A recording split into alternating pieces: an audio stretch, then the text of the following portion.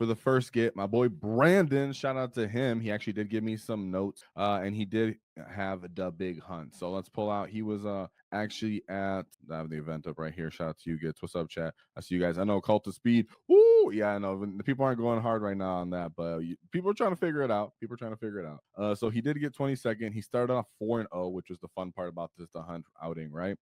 Is that he just came out the gate still getting to the top table. So it's one thing if you lose round one, and then it's another thing if you make it to 4-0, right? You end up in different brackets. You get in harder matchups as you make it to the top. So even by game 4, game 3, you're gonna face some heat, and well, that's what happened to Brandon. And then you did see his last 2 games on War Games Live. This was the battle for Alzheimer's. It was a fundraiser, so that's pretty awesome. It was about 150 players. And shout out to our boy Andrew Stone for his support. 5 WAAAGH Tactic memberships. Whoa! So thank you to that, because we're actually going to do a video with Brandon on the memberships and have like a little one-on-one interview with him and go more in depth than we're even going to go on right now. So if you get that and you are interested in the hunt, you can check that out and actually see what's going on with Brandon. We'll get up some questions and that stuff for that video as well. So shout out to you, Andrew. Very supportive as always. You get shout out big time, and thank you for the support. Yeah, shout out to you. Gets that. Give Andrew some knobs in the chat if you pick up one of those memberships. So let's take a look at his list fully. Nothing too fancy dancy. We know what the hunt's all about.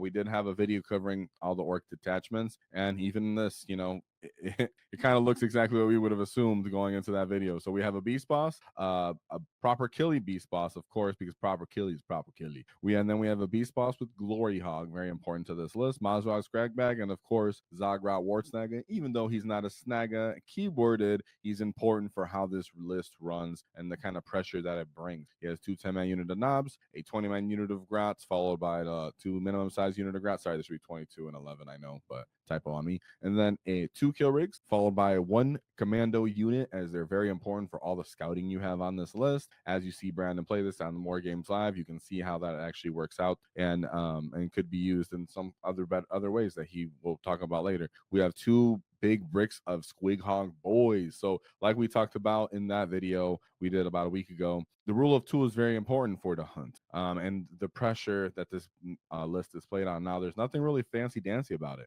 Very expensive these units are, as in the Squig Hog boys, 320 points. Goodness gracious, right? But he still makes it work. So a lot of times it's the pilot guys, it's a passion project. I know that, but results speak for themselves. And of course, there's more context than that a lot of the time. And shout out to our sponsors, the Baron of Dice, as they helped us do our wall tactic dice. So shout them out. Check them out in the description. 5% off in the discount, because nobody likes taxes. And shout out to Baron of Dice. They allow us to do our paint competition. So thank you very much to them. And let's get into it, because we do have some context for you, as Brandon did give us some notes. So let's look at his first game. Let's look at his matchup, and then we'll talk about what he has to say about that, because his first matchup was also mean and green, the bully boys machine out here, you guys. Yes, his first matchup was into a faction mirror where he actually had to go into the bully boys. So we have our fellow orc player. What's up, Greg? Whoa, to another orc boss. So we have a beast boss, 3 war bosses with mega armor, and he has no enhancements on that. He went for 1 10-man unit of snaggas. I don't hate it on this at all. You bring them, they still get the second wand in this case. You don't get access to sustain, and there's no gas, but you still get them nice dev wounds. 3 minimum size unit of Gretches, followed by 3 3-man units of mega knobs. 2 of them have 3 twin kill saws, and then 1 of them has combi weapons and power claws. 3 big 10-man scalpel knob breaks, right? I like to call these the scalpels, because a lot of the time you're just cutting out the enemy problem, and that's a big deal, right? Volume is king with 3 triple double WAAAGHs. 4 trucks for them for all the transportation. Now let's talk about a little bit how this matchup actually ended up playing out when what Brandon had to say. So he said this was on layout 6. The mission was terraform. You as an orc player, be very careful and understanding. Terraform is actually quite important for you, and a lot of time we do have battle line units. If you can get battle line units off, even on one of those objectives in No Man's Land, you get 2 points every round from when you done it all the way to the end of the game, right? So you can get 8 points different there, and it does make a difference in the game if you can get it off. That being said, he said his opponent got first turn, but he had scouted the pigs, and Dirty Mike is what he likes to call Zagra, to kind of body block his front line and only presenting him, big dumb 9-inch charges from there. He did use his commandos to go up into the top of the No Man's Land kind of objective, And as the enemy, he said he expected the enemy kind of staged up on objective one with a truck unit on the knob with full of knobs inside of it, and actually left some other trucks exposed. So the enemy did leave some kind of things exposed that you wouldn't really necessarily ideally want to, orc player to orc player, right? You look at the hunt list though, and you think, well, they don't have the guns to blow me up. Yet you have the war towers, the squig hog boys, and then in some cases you could throw on the grenades if you could. Let me see. Do squig hog boys even have grenades? I think they do. Last I checked. But what did he say? He ended up using, just to make sure he ended up using it with that. He ended up destroying the trucks with. He did use squig hog bombs though. I had lost it in the notes where I had it where he destroyed it. But he ended up destroying the truck in the middle of the objective, and then body blocking it with Zagrat's unit, and then the other objective on top that was kind of staged behind a terrain piece. He used the Beast Snagger boys to pop it in melee, the truck itself, and then when the 10-man unit of knobs disembarked from the exploding truck, he used his squigs, who had multi-charged the trucks, to pile in to that 10-man unit and pick them up, and then from there, it was a wall on wall chart, going on. So Brandon made sure that he kind of gets some problematic units and trucks out of the way because you are quite, elite with your hunt list. So the fact that he was able to take a big chunk of meat out of this list to start was important because, as he said, as the matchup continued, the bully boy players started to kind of win the exchanges. A lot of time people don't realize that squig hog boys do actually lose the fight in a prolonged fight into mega knobs because their armor saves and they feel no pain for them, and then they're going to get it for both WAAAGH, so that's going to be the duration of their fight pretty much. So as Brandon was losing that, he understood and he assessed the battlefield. He ended up knowing that he was down on primary. So then he did a secret mission and he used Maz to end up taking his enemy home objective and ended up pulling up a 78-76 close game victory. What an excellent win in that, and understanding how to play the tempo into the mega to the bully boys. So great win right there, and no shame at all to Greg. It sounds like that he was really aggressive and knew how to use his mega knobs to kind of win that outcome, those fights, because he only had 3 mega knobs per unit. So that's interesting to think about. A lot of time, more players would think that those big 8-man unit of squigs might be able to hold it down and the rigs, but Bully Boys is there to bully, and he still had 2 10-man units of 10 knobs that were still kind of doing damage. The enemy pulled Call the Horde on that following turn for the clapback, so he ended up killing Zagrat in the response, and so it was a dogfight. So great job to you, Brandon. And he moves on to the second round, and let's see what he did, because then he went into the Necron. Now, this is one of my favorites. Going into Necrons is something that I like to do because I have a personal grudge against them. As I'm an Orc player, I like to get stuck in with them. So we have Necrons with the Awakened Dinosaur. He had Luminor Cesares, who's still sticking around with his dirty index rules pretty much, and our boy Maz got nerfed. So we have Emotech the Stormlord, this Diviner, Uriken the Diviner, 2 Plasmancers, 2 triple Royal Wardens, and then a Scorepack Lord. So even though he had the Royal Wardens, I'll tell you right now, Brandon still put that pace on him. So we have 2 10-man units of Immortals, followed by a big 20-man unit of Warriors, 2 5-man units of Death Marks, followed by 2 Doomsday Arcs, heavy Locust Destroyers, Lich Guard, and then Scorepack Destroyers. So Brandon's notes for this one was this mission was layout 1, Linchpin, where he had to, and it looks like Search and Destroy was the deployment layout. We have, so and it's on layout 1, GW game 2 layout 1. So he said, and it was raised banners. Okay, but as we see, he doesn't really have too much battle line, so he's not taking advantage of that. But if you did have battle line, 2 things already to start the game, even though raised banner's not going to give you much. So he said this one was tough for the Necrons. He had no infiltrate, so he just staged the commandos at the top side objective behind a wall, staged Dirty Mike and the scouts early so that he could rush if he got first turn. He ended up getting first turn, holding all his Necrons back, stuck in his deployment zone. The Necron player did have options because he does have those triple Royal Wardens, so he could fall back and shoot. But there's still moves you can make as the squigs as themselves. They can reactive move 6, so you can kind of move around and still try to move block them as they continue and try to re-engage with you, and you can fall back and charge. So it still ended up being a problem for him. So he ended up winning a 70-38. Great win there. It was just a matchup and him understanding what it could do, and he staged himself up really aggressively. Good job by that. And then we move on to his third one. I actually love when that game works out for you. When we talk it out in the video I did last week, it was like pressure, tempo, kind of keeping momentum was a big deal with the hunt and the timing of the WAAAGH. So Brandon kind of read the battlefield right there, as you can see, and that's you as the pilot of the generalship really comes into play here, right? So then we go into his third game. Now we know Shadow Legion be cooking, right? We know these guys are out here, big, strong detachment. We have Bellacore, Bloodmaster, Bloodthirster, Renmaster. Of course, we know the Bloodthirster kills something, gets up, runs away. That could be quite problematic for you as an orc player if you're not aware of it or don't know how to interact with it, because then he's just taking chunks out of your army and then running away to get interact with you. What Brandon said right off the bat with this is that every time he could, he would Overwatch, and even on the War Games Live, you can see he attempts that as well. Just trying to not only threaten it, but let the enemy know he can do it, but he was definitely do it every time. It's an option, but he was like, I'm doing it for them whenever I can get it. I'll try to take chunks of flesh out of him as I can. One blood letter unit, triple Nurglings, 3-man units, a beast of Nurgle, a blood crusher, a minimum size unit of them, 2 units of the flesh hounds, a big brick of screamers, followed by 3-man screamers, a seeker unit, a brigand, and then a unit of cultists.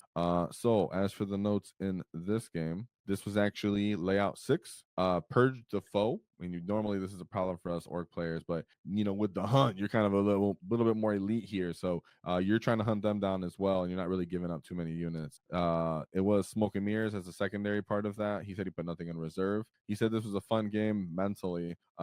He said against Shadow Legion, he plays a bit super conservatively. He uses commandos and his grots and his kill rigs throughout the game to just score secondaries. His Bloodthirster thought his Bloodthirster thing, killing stuff, going back up. And like I said, he keeps trying to overwatch it. But what really ends up happening is on turn 2, the enemy pulls Call the Horde. So, Brandon had called the WAAAGH, and this guy was like, okay, well, I'm still going to go for Zod, even though he has a 5-up invuln right now. So when he ended up going after it, he ended up using his Seekers to go after Zod to bring the volume, and that was his block for Bellacore. So on turn 3, Brandon pulled the advance and charge, pulled the beast boss with proper killie out, ran up on him, executed 5-up, critical 5+s, fished for those 5s and 6s, and ended up putting 18 damage and dev wounds into Bellacore and just punching him out of the game. And then from there, just continued momentum, killing units and just scoring just enough, 96 to 78. So great job by that for pulling it out on Shadow Legion. And as you can see, the context of what actually happens in the game dictates, what was really happening for the combat as well, not just the points, right? A lot of the times people are like, well, the secondaries, he just scored this, and they don't pay him much mind. They just think of it as points. But where did you end up for the sake of scoring those points? And in this player's case, he was out of position and gave up his blocking, his screen for Bellacore, and Bellacore is really the linchpin of Shadow Legion. So if you can get in there, which is easier said than done, and take him out because he's quite durable, that beast boss is the ideal unit to get in there. So shout out to Brandon for getting that off. That would have felt so good to be like, oh, executed. All I needed was my beast boss and my knob is off.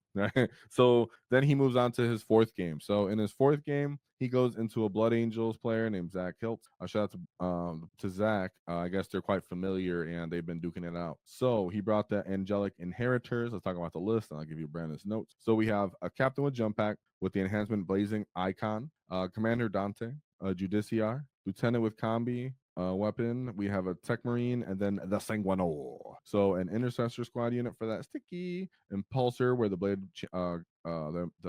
I said Blade Champion, where the Judiciar was the Blade Guard, what the Blade Guard was inside the Impulsor. 1 big brick of Blade Guard veterans, an Inceptor squad, they're Plasma Inceptors, followed by an Incursor squad, a small unit of Sanguinary Guard, followed by a big brick of Sanguinary Guard, and then 2 Vindicators. So this is a very the Hunty sort of game. So let me shout out to his list, his notes. So in this one, it was layout 1. And it was the Ritual. Oh, so the Ritual is one of those where, the enemy can end up just playing one in near their home, staging up, they're going to kill you, and then run up and try to take yours naturally as an orc player. Or you really make your own in the same sense, like, okay, I make 1 save so I can keep scoring, and then I'm going to wait for you to create some, and then I'm going to run up and kill you. So the hunt is really cat and mousey.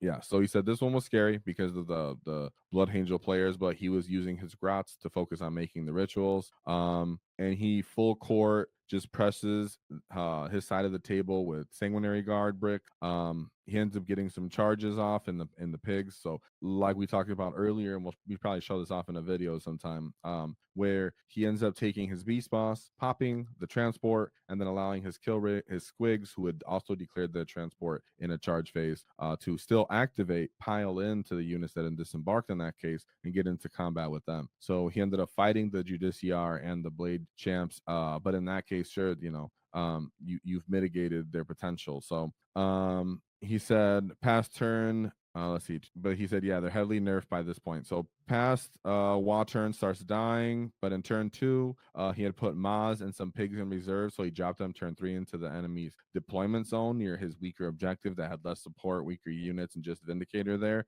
So he ended up using that to really hunt it down. So like we spoke about, when you're playing the ritual, it's not necessarily about you as an orc player to make a bunch on your side and hold them. Like maybe if you're coming from another army, you might think that I'm gonna, like Leagues of Voltan, for example.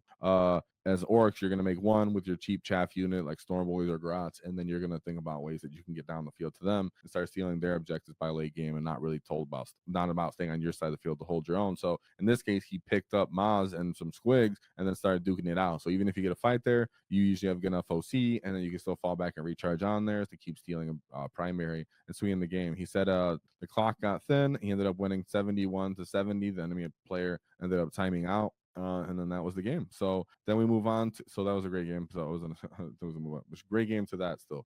71 point on the ritual, and yeah, against Blood Angels, that's not easy because you guys both really, you don't got fight on death like other Orc detachments. That can go downhill quick if you're greedy and you're not careful.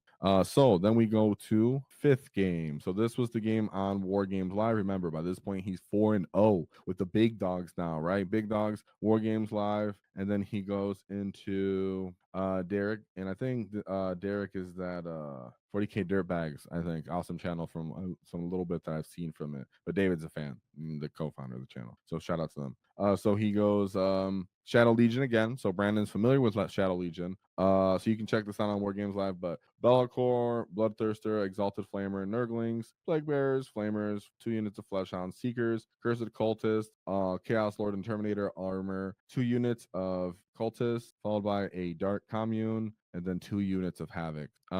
So because you can watch this, in short, he said that he should have played a little bit more aggressively and use the commandos more in like a defensive manner to block out the scouting. A lot of time what we talk about on the channel, but it's easier said than done, right? Especially when you're on stream, very, very hard. So but Brandy immediately recognized this, saying, well, I should have just placed my commandos in like a bow tie across the field and stopped it, the cavalry doing what it did turn 1. But in this case, he said that he also just, wish that he could have at least had a little bit more of a chance if he would have drawn a little bit more better secondaries in that case, which we all feel that way, right? When the cards are random secondaries, you're like, if I would have get this, maybe I could still stay in it. But because you have to make certain maneuvers to get out of the nail jail you're in. So you need certain secondaries to continue scoring in the position you're in, the limited position you're in, which he wasn't able to. So he ended up losing that game. No shame in that. Obviously, you were in the big dogs area, and also that's a very, very strong meta army, but it was very fun to hear Derek not really be too familiar with the hunt, what it could do. And he was like, yeah, I'm not used to this kind of orcs or like how you're playing them, and this is just